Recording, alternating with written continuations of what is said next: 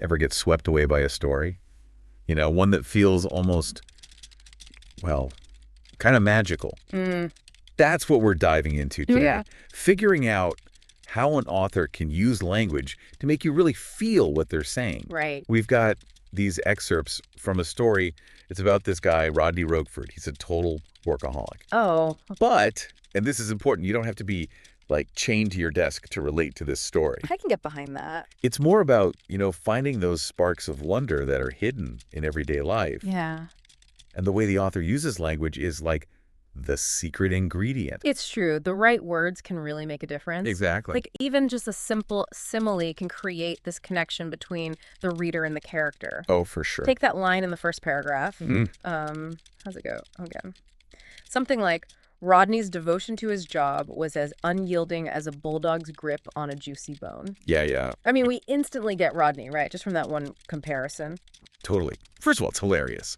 But also, be honest, haven't we all felt that kind of like stubborn focus at some point? Absolutely. Especially when you're working on a project you're really passionate about Yeah. or, trying to meet a deadline. Exactly. It's that feeling of being completely locked in. Yes. And then there's that other line about his briefcase being more cherished than his own shadow. Oh, yeah. Again, funny, right. But it also, like, taps into something universal, Hmm.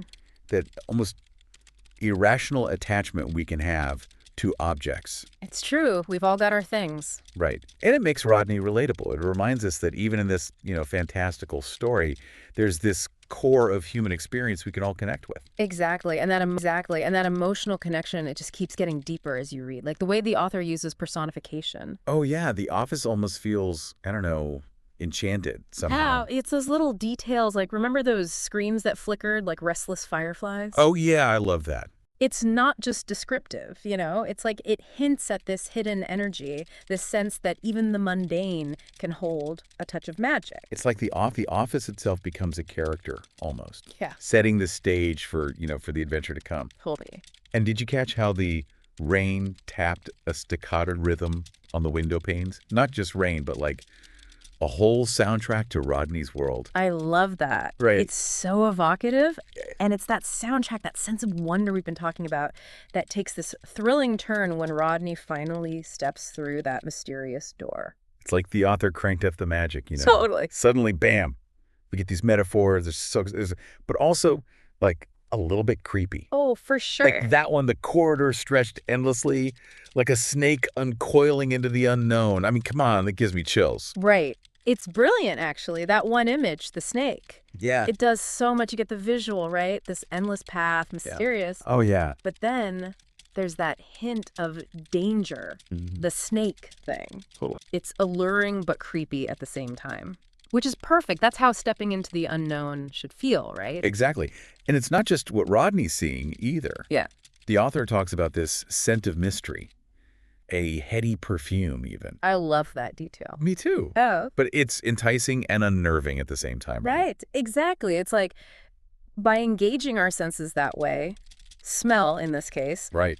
the author puts us right there with Rodney. Our senses are on high alert, just like his. Well, for sure. It's like you're walking right next to her. Yes. And that's when the real magic of reading happens, don't you think? It's not just understanding what's going on in the story, but actually like inhabiting it. Totally. Being right there in the thick of it. And that's what makes us as readers really care about what happens next. Absolutely. And speaking of places that just pull you in, Yeah. the Library of Whispers. What a name, right? I know. So good. It just pops up right when Rodney needs some guidance, like he's looking for a change. He is. What do you make of that symbolism, the Library of Whispers? Well, when you think about it, libraries, at their heart, they're all about possibilities, aren't they? That's true. Stories that are just waiting to be discovered, knowledge just sitting there until a reader comes along. Yeah, I see that. Then you add in that word whispers.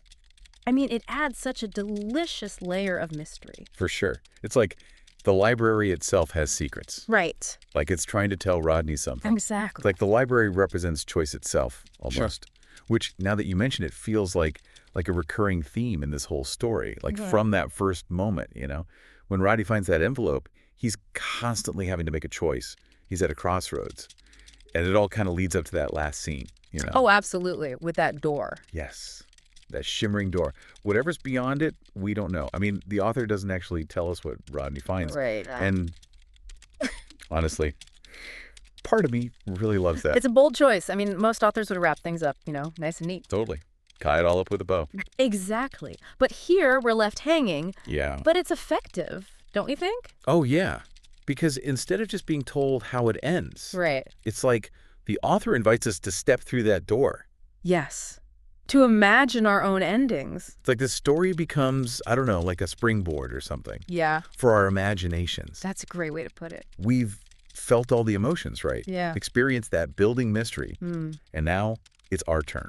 We get to decide what it all means. Exactly. And that right there, that's the power of using the right language, don't you think? Yeah. The metaphors, the symbolism. Yeah. It makes us connect with stories on a deeper level. Yeah. You find your own meaning in it.